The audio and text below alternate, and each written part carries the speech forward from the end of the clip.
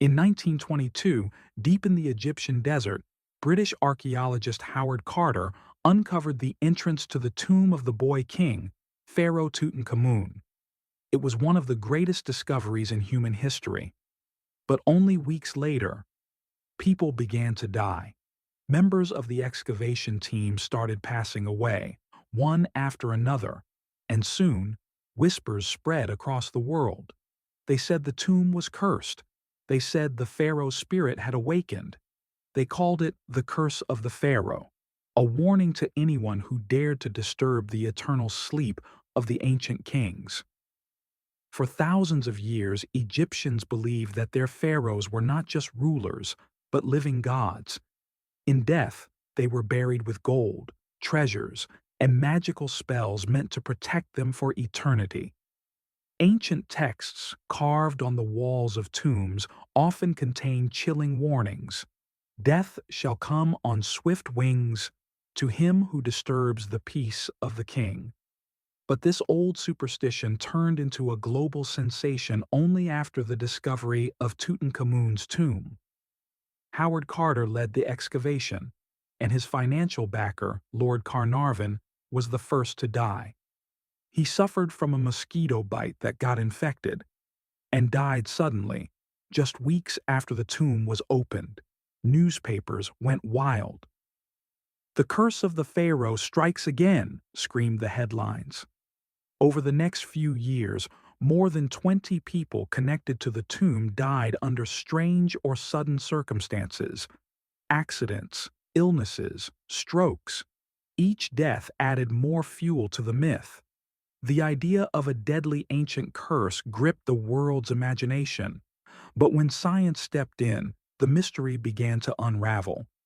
Researchers examined the conditions inside ancient tombs and made a shocking discovery.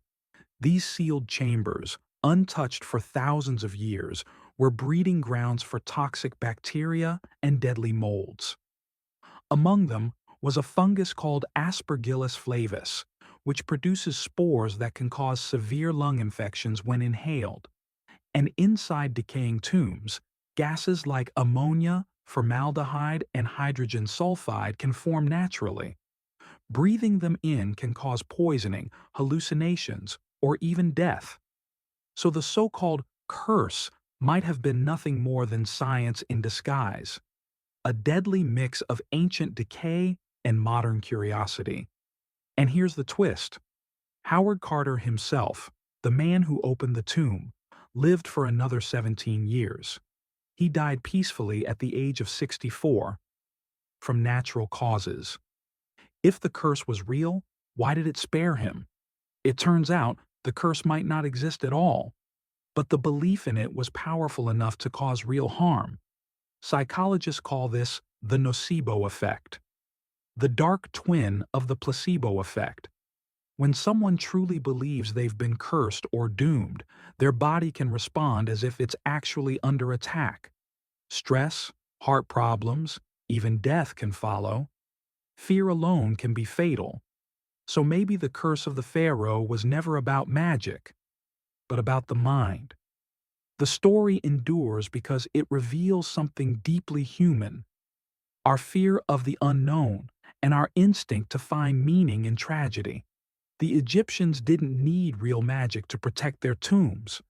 They only needed one thing: fear. Fear was their most powerful guardian, a silent protector that outlasted time, that still keeps the curious at a distance even today. 100 years later, the pyramids still stand. The desert winds still whisper through the sands, and the so-called curse still fascinates the world. Maybe there was never a supernatural force at all, but perhaps the ancient Egyptians understood something we've forgotten, that the greatest curse of all lives inside the human mind. And maybe that was the true curse of the Pharaoh.